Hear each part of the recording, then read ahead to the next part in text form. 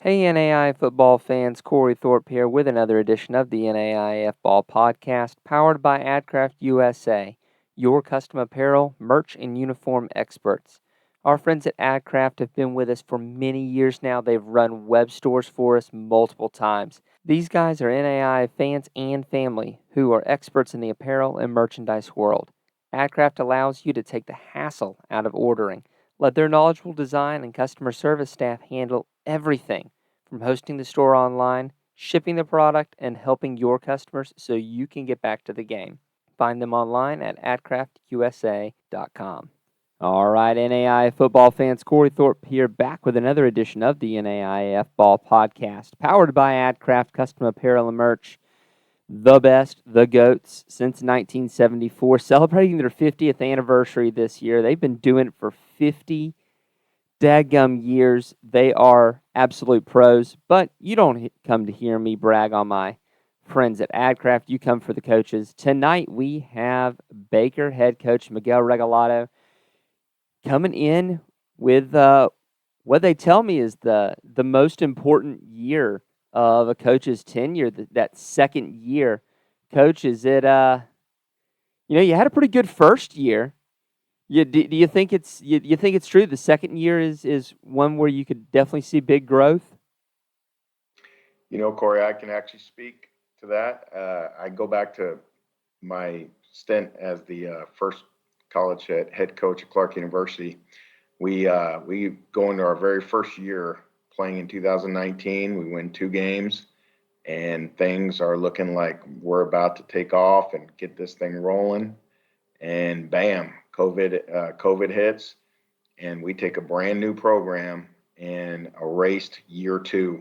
We didn't get to see, like most programs, didn't get to see our kids, all the way until they reported to camp. And I will tell you, losing year 2 was devastating for me at Clark University. As devastating as it was at Clark, I think it is just as important here at Baker in year 2. When I got here, and really in about 8 days, it'll be a year. And what we accomplished, I felt in such a short time, I thought was incredible. A tribute to the way our kids bought in and to the staff that I put together here. Part of it was here already, and part of it came along. Was really awesome to see. But I tell you what, expectations are high. They've always been high at Baker University. When you're at Baker, people expect you to win and win every single year. And so what we did in just a short time, I can tell things are going to be magnified, and we got to be ready to roll going into 24. I mean, it's such a long history at Baker. I mean, when your football program is has history going back to years that start with 18, and B, you have the crown as the winningest program in NAI history. Yeah, I can imagine there's some expectations there. There is, and it's crazy. It's not like you'd think as long as Baker's been playing football, there'd be 100 coaches. There really hasn't. There has not been that many coaches in Baker University history, and so I'm really, really honored to have the opportunity. I never really did think this would happen. It was part of the reason that I went and started a program up in Dubuque, Iowa, and just because I didn't think things were rolling here at Baker, and people don't leave Baker. I figured that out very quickly when I got here. Baker's the kind of place you either never leave or you leave and come back like I did. So I'm real fortunate to be here. Now let's talk about Clark for a minute. You leave you start up that Clark team, and you get it. You mentioned that the year 2 was difficult, and it absolutely was for everyone. But at where Clark is now, and that trajectory, that's definitely good stuff. But it was game 2 for y'all last year. Was Clark? Was it a little weird staring back across and going, wait a minute, did I wear the right shirt today? It was, I tried not to make a big deal about it all week to our kids. I learned a long time ago, and actually I learned really a lot, Corey, at Clark. I learned how to be a head coach. There's nothing that I don't think can be thrown at me now that I haven't seen or had to deal with. as I did in that time there through bringing in a new program and dealing with COVID. But to answer your question, it was surreal. I have nothing but great memories at Clark. Yes, we did not uh, show the wins. I don't think anybody knows what it's really like to have to start a program from nothing. I mean, there was no locker room, there was no football field, there was no uniforms, there was no helmets, there was no kids on campus. And for us to put that thing together and put a roster together and begin play in what I believe is one of the most difficult conferences in the country, and to do it with true freshmen, and win 2 games in year one and have that excitement going into year two. And then of course the bomb dropped with COVID, and then I don't know that we ever really recovered there. And you know what? It taught me how to be a head coach. I don't think without that time there and building a program and showing Baker University, hey, I could put together a team that could come into Liston Stadium in 2022 and get a win, was shocking. And I think without that experience and without us having done that, I don't think I'd be the head coach here. So it was kind of bittersweet because I know that had a lot to do with me being here. And but I'm very proud of what our staff accomplished and what our kids accomplished in that time at Clark. Yeah, that was definitely a game back in 22 where you look at that and you get that 20-19 win over a Baker team who was trying to figure out its offensive identity all year long, and man, you found a way to do it. And yeah, look, whether it's you or Coach Hicks, honestly, I think the future is definitely bright at Clark. You go from Peru State and Clark, and yes, there's no such thing as a moral victory. But a 24-0 loss against Grandview isn't the worst thing in the world. No, they're playing with some dudes, Corey. You know that. They're playing with some dudes. I mean, that's the best you can say it. I don't, Coach Polly had a great game plan. Coach Morse had a great game plan, but there's times in our league and especially when you go to Grandview, that you're going to be lining up, and you better be playing perfect because one-on-one matchups are not going to be in your favor, and you have to take care of the football, and you're going to have to find a way to get explosive plays on what I think is one of the top 4 or 5 defenses in the league, or in the country, excuse me, every single year at Grandview. Coach Woodley does an incredible job there, and he recruits to his system, he recruits to his philosophy. And so it was tough, but you're right. To come out of that thing with that score, no moral victories, especially at Baker. But, we knew we have a good football team. We're just not a great football team yet. And then that next game against Graceland, how much did Graceland beating Benedictine a couple weeks before help your kids not take the Jackets for granted? It helped a bunch because you can look at stats, but until you see a team beat a team like Benedictine, that tells us Graceland's for real. And I knew that. Trust me. I said all year long to our staff that, listen, with the expansion of the playoffs, I believe we can get into this thing at 8-2. I really do believe that. Now the question is going to be, you got Grandview and you got Benedictine. The key, guys, is going to be Graceland, because here's the thing: if we don't get it done at Grandview, that next week is gigantic. So I thought our staff did a fantastic job of putting the Grandview game away as quickly as possible, erase it from memory, because if we were hungover in that game going into Graceland, we're in big trouble, because Coach Ross is a fantastic football coach. He's got some crazy weapons over there with his kid at quarterback and Monroe at receiver, and they're like playing video games right now. So on the field. So very, very helpful to see them beat Benny, but also a great job by our staff and our kids of flushing Grandview and moving on, because that was the game that was going to get us in or keep us out. Then you rattle off, including that Graceland game, 4 in a row, including beating a good Mid-American Nazarene team that would, man, they'd make life real interesting down the stretch there in your division. But you had that loss to Benedictine, and boy, That gives you a little bit of stress going into selection weekend. Talk to me about, the messaging for your kids, knowing that you've at this point you've done all you can do and you're just waiting for good news. It's crazy. We get done beating Missouri Valley, and we're on the field and we're celebrating and enjoying ourselves because we're not sure if that's our final game or not. So I wanted to make sure that our kids enjoyed each other, enjoyed their families because that could be the last time. Well, as we're enjoying ourselves, Coach Sprayberry comes up to me and with his phone and says, "Coach, you need to watch this." And he puts on the live Benedictine Mid America game. And I'll be honest with you, I did not think that Mid America could go in there and get that done. I won't lie. I felt like Benny was going to win and Benny was going to represent the South in the playoffs. But I kept telling our team week after week, just take care of your business. That's all you can do. When we lost at Benny, we lost control of our own destiny, is what I told our kids. We're no longer in control of our destiny. All we can do is take care of our own business and hope that things shake out and somebody knocks off Benny. And sure enough, it did. And so I'm very proud of our team and our coaches for staying focused week after week, not looking at the standings, not looking at the rankings. Because, Corey, that's what killed us. At Baker, when I was here before, you're used to starting in the top 15 in the country, and all you got to do is just win, and you're going to stay there. It took forever for us to break the top 25.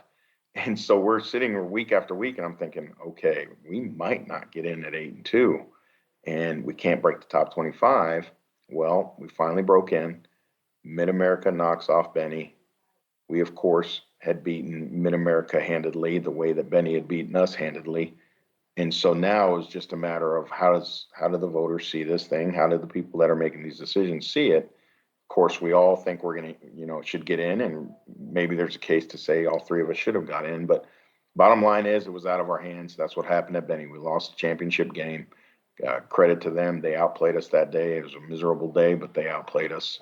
And then it turned into a three-way tie, and we were just very fortunate to get in. You do make your way into the playoffs there. You beat a Louisiana Christian team who was very good. Just that game was an absolute delight to watch. Two teams that you knew could run the ball extremely well, could pass the ball extremely well. Were dual threat with their quarterbacks when the need arose. That was just a treat. But unfortunately, your season comes to an end in Kentucky, where Georgetown hands you a loss there. Talk to me about the difference between, obviously, it's two different running styles between LC and Georgetown, but just talk to me about the difference in the competition between your week 1 and week 2 games in the playoffs. We felt we matched up very well with Louisiana Christian. We felt like they had some really good athletes on the field, but we just felt like we felt really good about our run game going into that week. And they stymied us in the first half. There was not a whole lot going well for us in that first half. But we also I forget that Truman Juelsgaard was playing defensive back a year ago. I mean, the guy played in 3 games a year ago, was playing defensive back. Coach Morse, my offense coordinator, moves Truman to quarterback in June of the summer. And all of a sudden, Truman's starting his first game at his college football game at quarterback, first college playoff game, I should say. He was a little tight.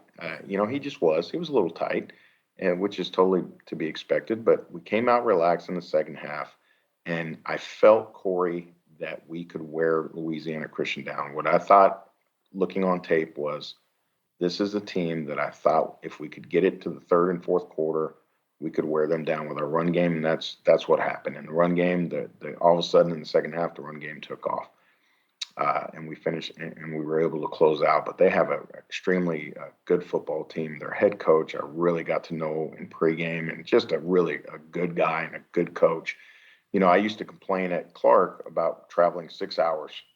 These guys are driving like 19 hours to play Ottawa, Arizona, and are losing by less than a possession. I mean, that's tough to do, and they do a fantastic job. We move on to Georgetown. totally different thoughts going on to that game. I mean, we're looking at this team, and I'm thinking, okay, this is a physically better football team than we are. So we're going to have to find a way to come out fast, start fast, and see if we can take the crowd out of it and just see if we can put some doubt into their head. We were not able to do that. They jumped us. It was almost totally different. They were thinking the same thing. I could almost get inside coach's head over there. And I think he was thinking this Baker team might be dangerous if they get into the third and fourth quarter. We need to put them away early. And there was a trick play, and there was this and that, and they got after us. I did challenge our team at halftime. I want to know what you're about by what you show me in the second half. And they came out and they competed and they moved the ball and put a couple touchdowns up. There was a questionable fumble at the goal line that would have made it a 2-possession game late in the third quarter. I would love to have seen that game, but it didn't. And credit to him. I've coached against coach for a long time over there at Georgetown when he was at Ohio Dominican and I was at Urbana University. He's a fantastic football coach and has done a great job at Lindsey Wilson, done a great job at Georgetown. They were the better football team. Simple as that. One thing that I'm interested, because I think you're the first round victor that we've had this season, and you also hosted. I've heard a lot of just scuttlebutt as I've been talking to coaches about the quick turnaround, especially for the road teams trying to figure out on that tight schedule how to get that trip. Did you feel like as the home team against LC that really gave you some advantage? If we had come out and started faster than we did, I would have said yes. I will tell you this, as a rookie head coach in the playoffs, not a rookie head coach, obviously from Clark, but a rookie head coach in the playoffs, I couldn't imagine having to put together travel plans, housing, food, get on a bus from Louisiana Christian, drive to Baldwin City, Kansas, and get off that bus ready to play football. And they did. I thought it was incredible the way Coach had them guys ready to play. To answer your question, I think it's a huge advantage to be at home in that first round. I really do. I thought it was a mad scramble getting our team ready to go and play Georgetown in the second round. But I think if you're a team that's consistently in this and you kind of know how it works, it probably gets easier. I had no experience with it. And don't get me wrong, Corey, our trip was very, very smooth to Georgetown, so I'm very happy about that. But I think it's a huge advantage to be at home, period. But to be at home in that first round of the playoffs when that schedule is so tight is really big. Obviously, this is your second stint at Baker. It's your first, obviously, as head coach. Jason Thorne goes and gets himself, I believe, if I remember correctly, an analyst job at a nicely sized school. Never going to fault anyone for doing that. I mean, good Lord. You got to take that. You got to do what's Yes, right sir. for your family. And when those dollar signs like that come your way, you take them. But obviously, Coach Thorin had an absolutely fantastic standard. Obviously, the standard goes back a long way, but the standard that he was able to continue himself, how does that play into what you're doing with keeping the standard, trying to find and make the team your own while doing what you have to do to keep the Baker standard? It's hard to replace somebody like JT. Everybody loves JT. JT is the salt of the earth. I loved working with JT from '08 to 16. I was really excited to see him get the opportunity to be the head coach at Baker because he earned it. He had been here the entire time that we built this thing. He was here before me with Mike, and then all our time together, all the way up to the 16 season, the national championship run. So I was really excited to see JT get his shot to do it. And here's the thing: JT did not leave the cupboards bare here when we got here. They were just young, and there are some good football players on this team that we did not recruit. Now we infused them with a great class of 23, but I tell you what, there were some really good football players on this team, including, Rashawn Graves and Truman Juelsgaard and a Gavin Greenwood. And that's credit to JT and his staff. They brought in good players here. And I agree with you. The chance to go from Baker University to Mississippi State, I don't think that happens very often. And so I was excited to see him do that, but more excited for him to call me and say, "Hey, Regs, I'm about to make this move to Mississippi State. I would love for you to have the opportunity to be the next head coach at Baker." And so I'm forever grateful to JT for throwing my name to Susan Decker like that. And, the fact that we've worked together for so long, I kind of know what that standard is at Baker, but to be able to put my own touches on it, my own fingerprints all over it is also pretty special. Well, let's talk about your team on the field. Obviously, your offense last year, the most important player on the field on offense, obviously the quarterback, touches the ball dang near every play. You got a good one. A converted DB. There's been a rash of those lately with the kid at Northwestern as well. But look, you find a kid that you said you installed him in June. In June, In he June. got about 2.5 months, Corey. And he still went for 2,500 yards through the air, 765 on the ground, 20 touchdowns, 5 interceptions. Did you see that happening? I mean, obviously you can dream, but I mean, was that the expectation? I would be lying, Corey, if I didn't say I expected him to play really well, and I'll tell you why. I think I have the best quarterback coach and offense coordinator in the country, and Jake Morris. He played for me, was Player of the Year in 2011 for me. He is the quarterback whisperer of the NAIA, in my opinion. He saw in Truman very quickly. He said, "Coach, there's this kid over here that on the other side of the ball, I think we need to take a look at." Now we had Sam coming back, and Sam played his butt off in 22, and so I said, "Jake, listen, here's what we're gonna do. We're gonna go through spring. I want to know at the end of spring, do you feel comfortable with Sam being the guy, or do we need to make a move?" Sam had an unbelievable spring. Sam played his butt off and played as well as he could play, but we felt like, you know what, he needs some competition. And so we made this move, which Coach Pauly, my defense coordinator, absolutely hated, of course. He was losing his best defensive back, or what we felt was going to be one of his best defensive players going into his second year only.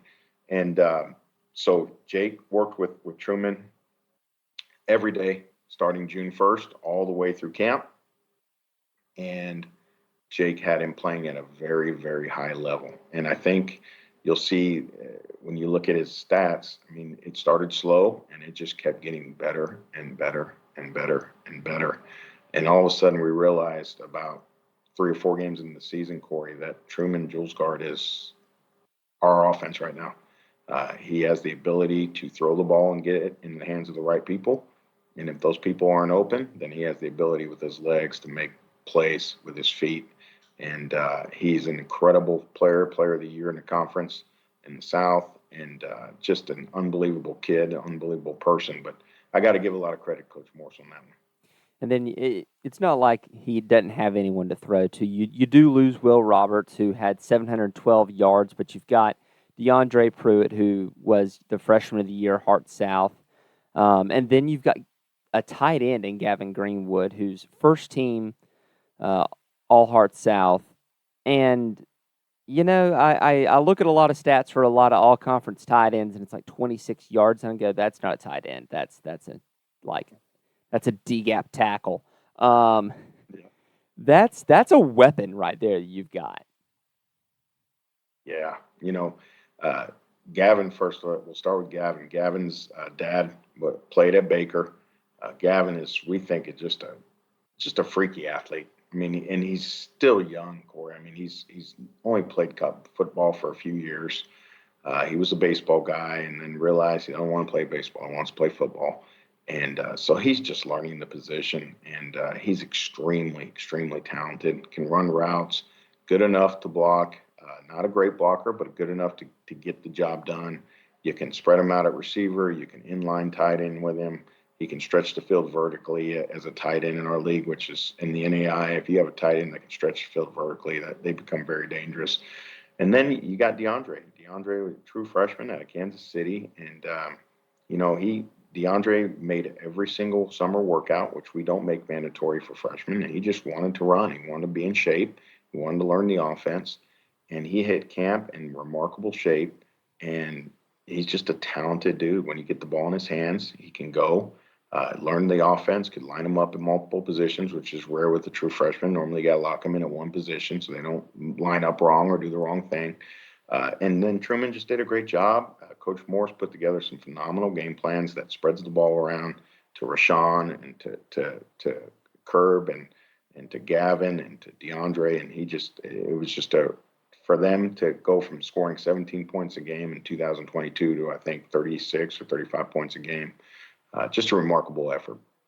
Definitely was. That was one of the biggest things that caught our attention, was going from a 2022 where Baker was really struggling to get the offense going to offensive explosion. You're going, okay, we see what's going on here.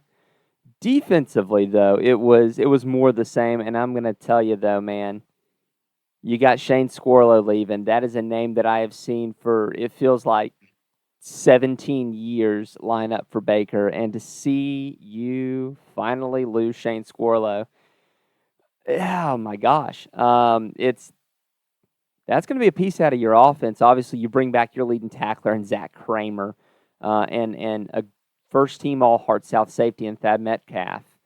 But man, that's in between Squirrel and Lafitte, you've got a couple of big shoes to fill. Yeah, and I tell you, Corey, I felt just like you. When I was at Clark, I'm like, are these guys ever going to graduate or what? Shane, it's just felt like, man, every year this guy's here. And Jaleel, I offered Jaleel at Clark, and I thought I had him. And, the Baker pulled him away. And so it was just, to lose those two guys was tough. Shane is a remarkable football player. He's a high motor guy. And, just a fantastic human. He's going to get his graduate degree, and Jaleel is a lot of the same. They're both going to get their master's degrees. Played a lot of great football for us. Well, Coach, one of the most fun things about being where we are and how we're positioned in the NAI is to watch the rise of flag football. And unlike baseball, softball, where they're both in the same season, and it's incredibly difficult to keep up with both at the same time. Yeah, flag's a spring sport. Football's a fall sport. I can deal with both of these. They're in their own little spot there. But Baker is adding a flag football team this year. Talk to me about giving the opportunity to some great young women to play football. Tell you what, we hired the right guy, Corey. Coach Willie is from Miami. The man eats, breathes, sleeps flag football. He is so passionate. He is always working with his ladies. So we got the opportunity to go out and watch them in their first scrimmage during the season. And I tell you what, there are some players on that field now. Coach Willie has recruited very, very well. And so I'm really looking forward to seeing them go out and compete this spring. But to just see them put that program together so quickly, I think is a testament to Susan Decker, our athletic director. She made a fantastic hire. I was fortunate enough to be a part of that committee that got to at least meet Willie and get to know him a little bit and recommend him as the guy. And he's done a fantastic job. He's recruited really well. And they've got some. I told our team after the first scrimmage, I said, Thad and Jaleel, you better be careful, because there's a young lady out there that can flat cover the field right now. And shoot, we might bring her out here to try to take your job. But they've done a fantastic job. He's got a good-sized team. I won't claim to know how many will play on a flag football team at one time, on the field. But I tell you what, it was fun to watch. It was fast, and they have Baker's got a quarterback that can flat sling that rock. So it's going to be exciting to watch. That's the biggest thing. You got to have someone who can read defenses at a high level and be able to escape when you need to. I mean, it ain't for that. It's not so much different from the conventional game, but I tell you, flag is definitely it's a different game than conventional football, but I love it just the same. Oh, it's going to be neat to watch. So, Coach, we've talked about you go into your second season, your second season of being a head coach, and obviously, Lord willing, the creek don't rise. We won't have a major pandemic this time around. That'd be nice. Yeah, I know, right? But we know that if you want to be at a championship level, you've got to be constantly improving. What area of your program, whether it's something on the field, something off the field, do you really want to improve on, home in on for your guys in 2024? I think the biggest thing for us is we need to get physically and mentally tougher, Corey. You look at the Grandview game, our guys competed. They competed for 4 quarters, but I think physically, Grandview wore us down and beat us up physically. I'm going to go to our second loss at Benny. That was probably the most miserable day I've ever been on a sideline as far as the weather goes. I don't think I've ever seen anything as bad as that was. And the bottom line is our football team, I don't think stepped up to that challenge at all. I think Benny did. I don't think Benny allowed the elements to affect them the way that the elements affected us. We fumbled the first 2 kick returns. We're down 10 points before our offense even gets to run a play. And you can't do that in a championship football game, which is what that was. So when I had time to reflect after the Georgetown game, Georgetown is another team that reminded me of Grandview. They physically beat us up. So we need to get physically stronger, bigger and stronger in the weight room. We need to get mentally tougher, and that's coaching. That's coaching in the weight room. That's coaching on the field. That's coaching in the off season. Finding those times where you can get your football team out of its comfort zone, so that when they hit elements like that Benny game, they're used to it. But we've got to get physically bigger as well up front, and so that we can match up better against a Grandview or a Georgetown team. And so that's the biggest area that we need to tackle in this offseason. We're going to do it through recruiting. We're going to do it through strength and conditioning, and we're going to do it through challenging our guys in the offseason. Well, one thing I know for certain is that the Heart South is 100% going to be really interesting next year, between Benedictine being very good, between y'all being on the rise, and between Mid-American Nazarene being, rearing their head. What Clark's going to be able to put together on the north side is going to be interesting. You've got a new entrant in Missouri Valley that's going to be, an up and comer. And then you've got the old standard of Moval that had actually a really good season this year. I think probably the best season that I've seen them have since we've started covering. There's a lot of parity in the Heart South, let's be honest. I think it's going to be the wild, wild west. I really do. I mean, you throw a Graceland in there, they can knock off anybody any day in the north up there. I think Coach Benavidez is going to do a fantastic job at William Penn. You could already see it with what they did. You talk about defensively. They seem to be the only team in the entire Heart that had an answer for Graceland. They picked off the quarterback at Benny 4 times and made that a very, very close ball game. So they're going to be dangerous. The new head coach at Missouri Valley and his 1 year at Peru State before he left for Canada did an unbelievable job of flipping that around very quickly. It's going to be nuts, and it's going to start from week 1, and there's going to be no breath. It's going to be every single week. You better bring your A game, because you can get knocked off, and you know what? we were very fortunate to get in at 8-2 with this expanded playoffs, but there's no guaranteeing anything in these at-larges. So it's going to be crazy, but it's going to be a lot of fun too. Well, Coach, thanks for coming on the show tonight. We're looking forward to both sides of the conference and seeing, all of the what exactly is the path that happens in 2024. It's always fun. We can sit here and we can look at the paper and we can look at the advanced metrics and we can prognosticate, but there's nothing that we can do really until we can see it on the field. I'm really interested to see how this unfolds. So thank you for coming on the show tonight. We appreciate you a whole bunch for that. My pleasure, Corey. Thank you for everything you do for NAIA football. We hope you enjoyed this episode of the NAIAFBALL Podcast, powered by AdCraft USA. Be sure to contact them for all your custom apparel, merch, and uniform needs. Thanks also to our newest sponsor, Telemetry Sports.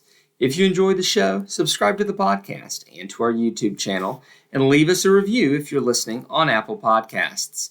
As always, if you'd like to support what we do, head over to patreon.com/NAIAFBall and become a patron. We can't do what we do without our sponsors and listeners like you.